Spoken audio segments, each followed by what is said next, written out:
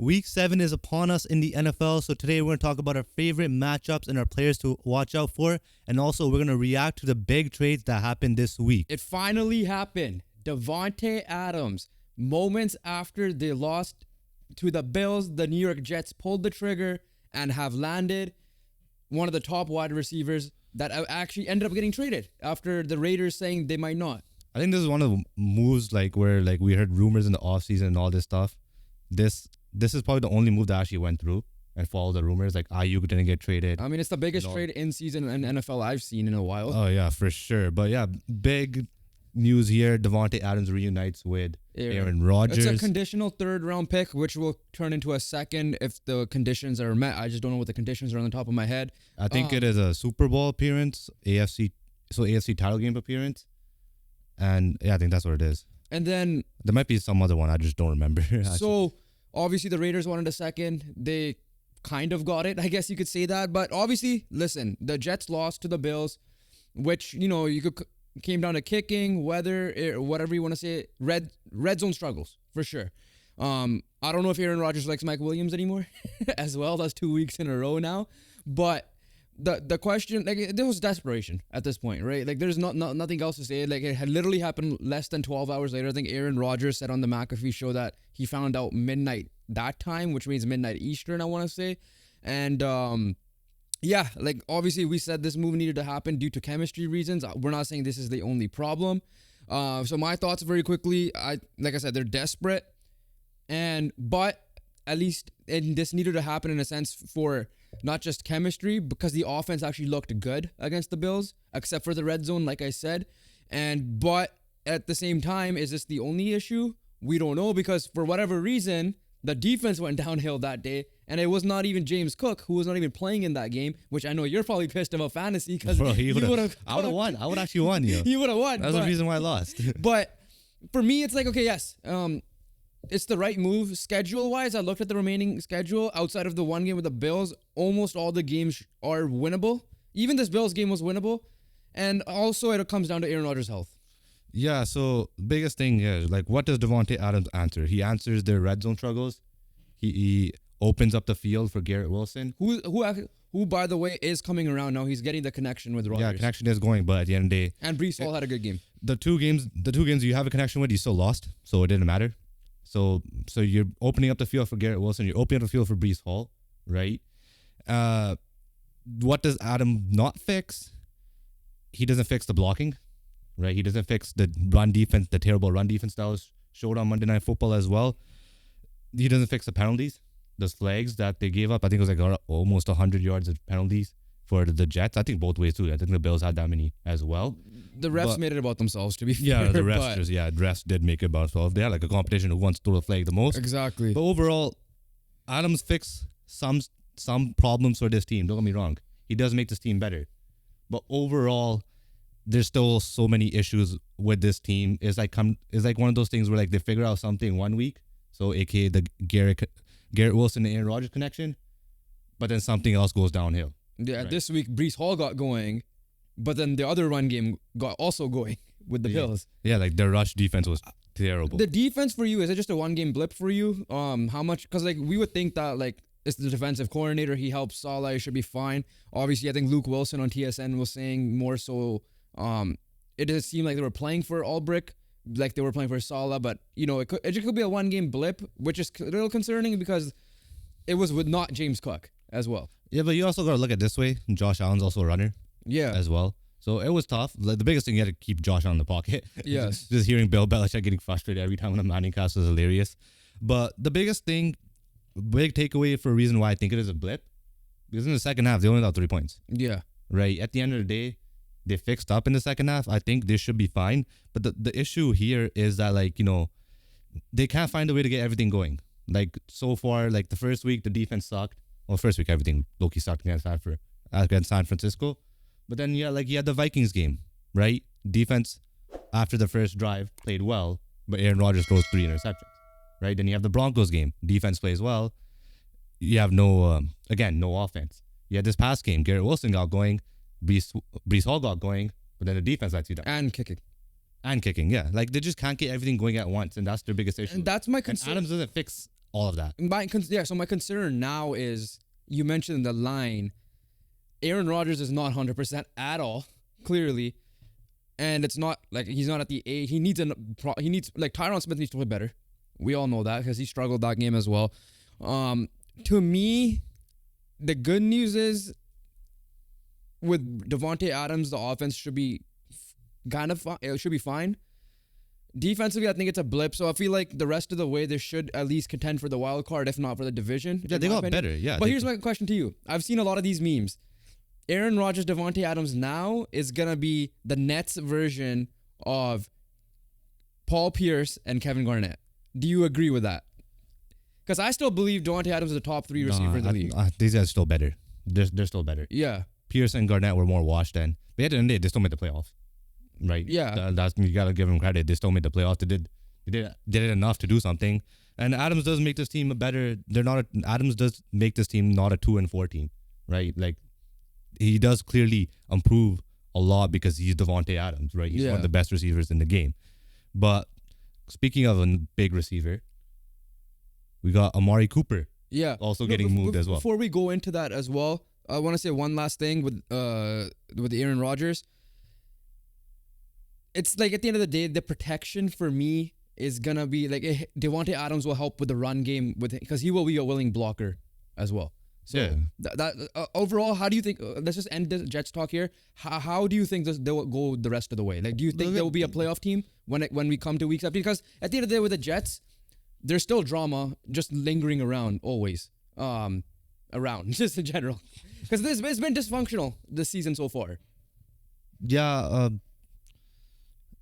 Yeah, it's like at the beginning of the season, we all thought this was a playoff team. Yes, right. I have him as a division winner.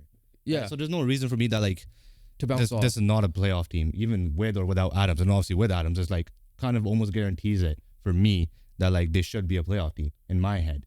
But then again, like you said, just random inconsistencies that just pop up in their game. It just is their biggest issue. And obviously, like you said, there is drama at the end of the day. Your head coach got fired. Yeah. And then, so I agree. I think they're going to be a playoff team, not because of them. The rest of the AFC is kind of struggling a little bit as well for the most part. So they're in the mix. Yeah, they're still in the mix. Yeah. So let's go on. You alluded to it perfectly. Amari Cooper is now a Bill, which I love for the Buffalo Bills because we said that we should, even though they've had a 4-2 record now, they still need to go after a number 1 receiver. Davante Adams' name is the one that we linked to them. Obviously, we knew that most likely he was going to be a Jet, and that ended up happening. And then when we found out the Browns suck and that they might be willing to trade pieces, or we said they should be trading pieces, it started off the bat, Amari Cooper. In my opinion, a very underrated one in this league. And when you partner him with Josh Allen, I feel like this is a perfect counter move the Bills made so that the Jets don't take the momentum and take over the division. Yeah, for sure. In my opinion, this is a more impactful trade than the Davante Adams one. I'm not saying that doesn't mean Amari Cooper is a better player than Davante Adams, and that's what I'm saying.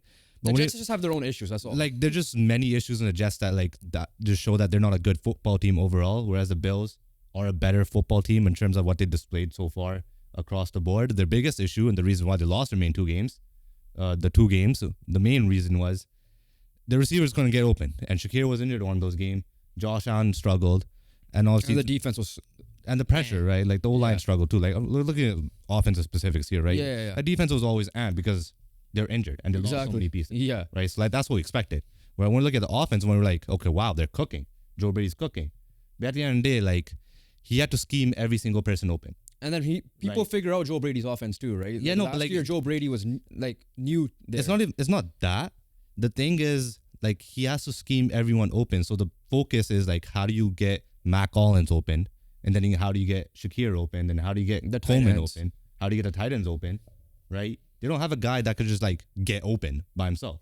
And Amari Cooper is one of the elite route runners. Yeah, until when you get one of the elite route runners who should be able to get open himself. They missed Diggs, right? In those 2 games. The two games they lost. And Amari Cooper is probably not what Stephon Diggs is when he first came, but Amari Cooper still had a really good year last year with Joe Flacco throwing the ball. That being said, he's probably so happy he's gone from Cleveland, from Deshaun Watson and how he's playing, to now probably the MVP favorite at the moment, our MVP favorite, I believe, as well, in Josh Allen. And then, this, how you said, it opens the game up for the Jets with Adams, this opens the game up for Keon Coleman, Khalil Shakir, and James Cook a little bit more than what the running game even displayed against the Jets this weekend And as you well. also like they're versatile now because like with Shakir you have the speed, right? With Coleman you have the size, but now with Cooper you have the route running as well. So like they're kind of versatile in terms of like each receiver has his own strength, which is also a good thing for them because route running is very important. That's how you get open. Yeah. Right? It's as simple as that. So with that being said, like this what this helps is that game against the Baltimore Ravens comes to my mind. How they struggled a lot against a really good defense, and like you alluded to earlier with Josh Allen, either getting pressured a lot and he had to make Superman plays and all that. If this game were to happen again, definitely would have been a lot more closer. I'm not saying it's a guaranteed Bills win because again, defensively they're injured obviously as well. But this obviously when they play, because they're gonna have a tougher schedule than the Jets remaining, and this is gonna help them overall in the standings. So with that being said, who's gonna win the division now in your opinion? Obviously these guys have The Bills. still It's the Buffalo still, Bills. yeah, but yeah, They've been the better football team. They've been the cleaner football team. and they added Josh Allen miraculously, impressively, has thrown 0 interceptions this year so far. Obviously, a little bit lucky as well because he did put the ball in some dangerous spots. But overall, he has played again. He has been Superman without really hurting his team as well, right? And overall, they gotten better at the end of the day. Like this trade impacts their biggest the need, Bills. in my opinion. Like they fixed their biggest need on the roster. And Amari Cooper, may not have been good this year, obviously, but that's due to everyone in Cleveland, not just Amari Cooper as well. Like some of blame does go to Cooper. Don't get me wrong, because the whole entire offense just goddamn sucks. He did have some drops, to be fair. But overall, again, you just add a solid route runner, a guy like in the Baltimore game, like Allen had to get rid of the ball in 2 seconds or scramble to make some crazy ass plays. Amari Cooper could get open for you in 2 seconds. Yeah. Like quick slant route, quick out route, all that stuff. Amari Cooper could do that. All right, so we'll wrap it there for the trades. I love it. A month before the trade deadline, we got 2 very impactful trades, and obviously Davante Adams being the biggest name. But we had another couple of big news that happened here. Let's start off with, and let's go off with this one because there's gonna be my player to watch. Because Russell Wilson is now looking like to be QB1 in Pittsburgh, taking first team reps, and so like what if assuming it does happen. And I know you don't look happy right now. So take it away. Well, why Russell Wilson, in your opinion, it should not be coming in at the moment? Because Justin Fields is absolutely balling, playing the best football of his career. And I'm just saying this much, right? Like, I know Mike Thomas is not an idiot, right? And I know, like, if Wilson comes in, plays a couple bad games, he will, like, switch it back. But I'm just saying this, like, as a guy who's probably most safe, in my opinion, to keep his job at the end of the year, Mike Thomas is one of the guys top of the list. If he makes his switch, that dude should be fired. Like, honestly, like if it was anyone else other than Mike Tomlin and making this switch, obviously other like more of the coaches are on the hot seat, they should be fired instantly. And obviously, I get it. You want to try out Wilson, but it makes no sense, right? What does Mike Tomlin preach? Winning. Well, you have a 4-2 record. You have won games. Right? Fields has played the best football in his career. Fields fits in this offense. Fields has been your only run game, other than last game when Najee finally rushed for 100. Right? It's simple as that. Like, Justin Fields' the answer. There's no footballing reason why he should be benched for Russell Wilson this weekend. There's no common sense reason. There's no eye test reason of why Justin Fields should be benched for Russell Wilson. Because what is Justin Fields doing right now is way better than what Russell Wilson did in the last 2 years. So what's confusing me is they're doing this after a win, right? Exactly. Makes no sense. If they did this after the Cowboys game, I know you would still disagree with it, but it would make a little bit more sense. Yeah. Right? And now you're switching up the thing. And we all know Russell Wilson was supposed to be the projected starter week 1. We get that. And now he's healthy and he's going to come in. I get that. It's kind of reminding of the BC Lions a little bit when they made that Nathan Rourke trade and everybody thought it was going to be good and whatever, right? But here's the thing. I didn't think Russell Wilson had a bad year last year. I thought he had a huge bounce back year compared to the first year in the Denver Broncos uniform. Still wasn't good enough. Yeah. Still wasn't good enough. For me, though, I don't get it because they won that last game, right? So why switch it up? You're going against the New York Jets. It's going to be hopefully a bounce back defense for the Jets game as well.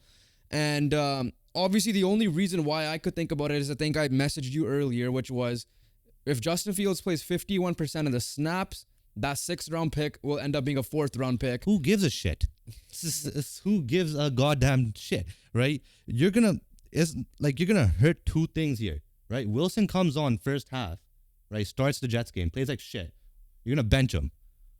But the issue is, you're gonna ruin Fields' confidence. This guy's playing the best football in his career. He's playing like a mature vet right now. And you're gonna bench him? You're gonna get rid of his confidence? He's playing confident I ball. wouldn't say he will be unconfident. Like, it's a factor. Like, what? It'll be a factor. Why is he getting benched when he is playing good football? He's gonna his confidence is gonna get shaken, no matter who you are, right? It makes zero sense. You're winning football. You're 4-2. You're tied with the Baltimore Ravens with the division lead right now. You've asked like what you always wanted in Pittsburgh is happening, and it happened in its first 6 weeks, right? Were there bumps? Yes, but you overcame them, right? You bounced back with a win last game, dominating win over the Raiders, which you should be, right? After probably a lackluster game against the Cowboys the week before. It makes no sense. It just doesn't make any genuine sense. The only other reason I could say is they might want to showcase Russell Wilson to a potential trade option, either one of the two. All right, so that's the only other reason I could think about it. I agree with you. I'm not a fan of it. You should have done it last week if you were planning. Like, I think they were planning on doing it last week, which I would have been like, okay, fine. At least you're doing it after a loss, and you want to switch something up, sure. But for me, I don't get it. We'll see what happens. That's why, in my opinion, Russell Wilson has also the most pressure this week, and not because of Russell Wilson, also because of Mike Tomlin. Because Mike Tomlin's probably like, I'm putting you in. You screw me over this game. You're probably not going to be playing this. The unconfident thing, I get what you're saying, but I'm sure they're mature enough. They had a proper conversation. That's what I'm going to say. Still, okay, but it doesn't matter. I'm not disagreeing with you. I'm saying that's probably the thing there. Let's say you're in the NFL. Yeah. I'm your coach. I come up to you. You're like, yeah, I know you got us to a 4-2 record. You've been playing the best football in your career. Yeah, but I'm going to bench you for this guy. I'll be annoyed. I get it. Exactly. I'm sure. You're not going to be happy. Fields is not going to be happy. It's just simple as that. Like, there's no if and the buts about that. And if Russell Wilson does good, or at least does what at least that's Fields even did, worse because one game. Then he's like, okay, I'm probably not going to be playing. Yeah, no, but the one game that Russell Wilson does play bad, you're going to throw Fields back in, and what happens? We'll see what happens. It's a lose-lose situation right now. And out of all people, I'm very surprised Mike Tomlin, out of all coaches, is freaking exercising this option here. Yeah, because like you would think like, oh, I would get it if it was like a younger coach or like a newer coach in the NFL and it's pressure from the front office. Yeah, sure, he probably got pressure from the front office and he might have done pressure it. What? You're paying the but guy you're $1 not million. getting fired, in my opinion. You're not paying $38 million. The Denver Broncos are. Yeah, right. You're not. There's no financial commitment to Russell Wilson for you. Yeah. There's no. It makes sense. Like Cleveland one makes sense. Yeah. At the end of the day, the owner's paying the guy $250 million. Right. You're only giving this guy $1.5 million, whatever it is. Yeah. But okay, we'll cap it there. Let's get into the big matchups we have this weekend. And we have two big ones involving both the undefeated teams. Let's start off with the undefeated Minnesota Vikings with the home game against the divisional matchup, Detroit Lions. All right, Lions are coming off a massive win, but also a massive loss because they have lost Aiden Hutchinson for the rest of the season. And not a good game to lose him for because the Minnesota Vikings are coming off a bye week. Rolling. They had 2 weeks to prepare for you, and you lost your best player, potentially like up there as your best player. Your best player on the defensive side and arguably the best player on the team. Yeah, exactly. It's simple as that. It's going to be with a coach like O'Connell, right? He's obviously happy that Hutchinson is not there because he doesn't have to deal with a guy that's going to absolutely disrupt Sam Darnold. Sam Darnold's happy, right? Because he himself shouldn't be facing as much pressure, and with the Vikings O-line being decent enough as well, and you're just looking at this is a game where the Vikings should be starting strong in my opinion, and I think they should be able to get to a fast start this game. This is a good test on the Lions for both sides, right? One, let's see what their defense is going to look like. Aaron Glenn's now on the clock. You don't have your best player. You don't have your most impactful player on that side of the ball. How are you going to scheme it to maybe get your secondary involved, whatever the case may be? That's number one. Number two, offensively, they're playing a damn good defense, right? And I'm not saying who have they played so far? Dallas Cowboys defense has been bad this year, right? They lost to the Tampa Bay Buccaneers who have a decent defense, sure. Then other than that, they haven't. I don't think they. Not really a good, like a solid one. Not like what Minnesota's been doing. Not right? exactly, yeah. And so this is going to be a good test offensively for Ben Johnson and a divisional matchup, because this is in a way, if they want to win the division, I'm not saying it's a must-win game, but it's like, What it is. it's win this game. You're behind them. at the Yeah, end. that's what I'm saying. So like you need to get the tiebreaker in hand already. Otherwise, you're gonna rely on division record / your next game against the Vikings as well. Yes, this is a away game. I know the Vikings are favored not because they're undefeated, but they're also at home. But it's a good test for the Lions, because let's see how they're gonna be after the Cowboys game, because like they were obviously messing around a little bit. So let's see how are they going to be prepared for this game. Obviously they're professionals. Like I said with Justin Fields, they're professionals. They should figure it out here. In this case, same thing. They need to like mentally be like, okay, this is a new team. This isn't the Cowboys, and this team's actually undefeated, and they're in our way for our goal, first step goal, which is to win the division and the conference next after that, right? Yeah, the biggest key for this for me is like, I think the Lions just need to worry about staying in the game in the first quarter and a half, because right now the advantage is Vikings. Don't get me, like, it makes sense, right? Like the Lions, because of a bye week, because you had 2 weeks to prepare for the Lions, and the Lions without Aiden Hutchinson, advantage does go to a Vikings who are already undefeated, and because of that, the Vikings should be able to go start off quick. So if the Lions' key is like stick with them, stay in the game for their first quarter and a half, until to the point where the Lions are able to adjust in game and all that stuff. Like, okay, this is what life looks like without Aiden Hutchinson, right? This is what life looks like when you're playing a good top 10 defense in the NFL this season, right? And I feel like if they could hang in there in the first quarter, I think they should be able to, probably squeak out a win in the second half, in my opinion. And that's why I picked the Lions as well. I mean, I picked the Lions too. It's just because, like, again, I think they're just the better team. Nothing more to it. Yes, the Vikings are undefeated, and on paper they are the better team, but let's be real, they haven't had this test like they are having against the Vikings, against the Lions outside of the Houston Texans, which, to be fair, they handled. I mean, no, the Vikings had many tests.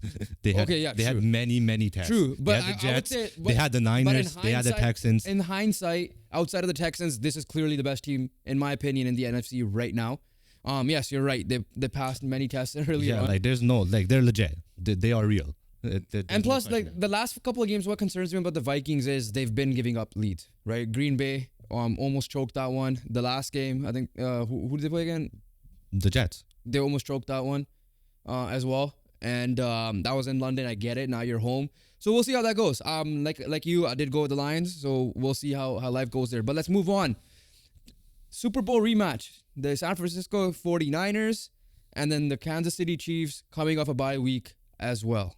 Yeah, so this one is tough because both teams are obviously dealing with big injuries. Niners more so because obviously like McCaffrey's still out, and the backup to McCaffrey and Jordan Mason is questionable.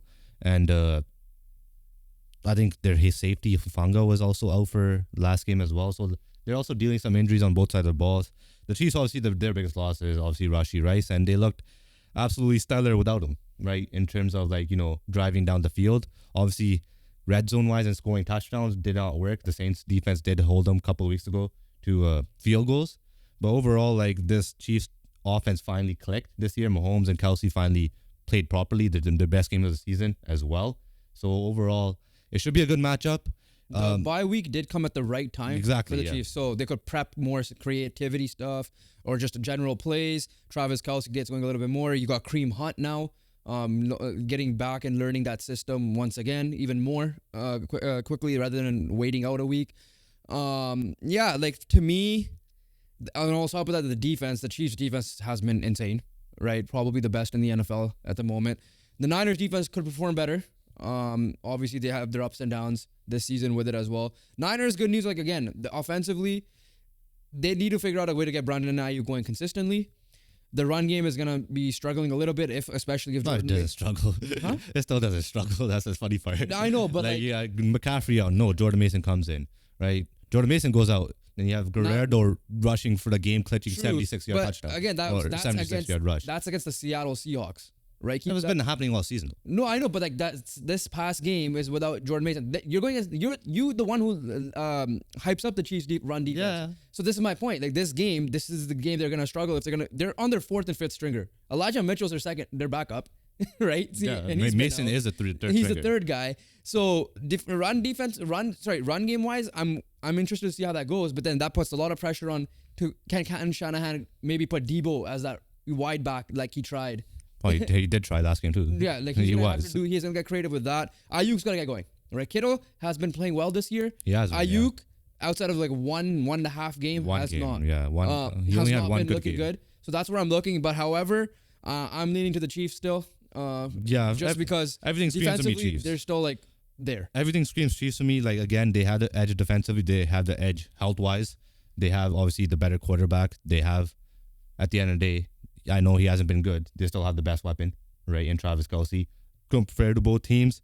And overall, this Chiefs team has, at the end of the day, they found a way to get dubs, right? Whereas the Niners, their biggest issue was they found a way to lose games, right? And it's just everything to me screams the Chiefs right now. Like it's not going to be the same as a Super Bowl rematch, right? It's going to be a little bit different game.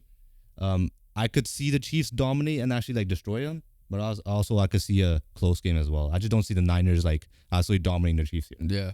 I mean, we could be wrong. It's football. It's been a weird season. Yeah. But let's move on. Superlatives. Let's get to the quick fire. Upset team and lock team. I'll start with my upset team. I'm going with the New York Giants against the Philadelphia Eagles, taking the upset.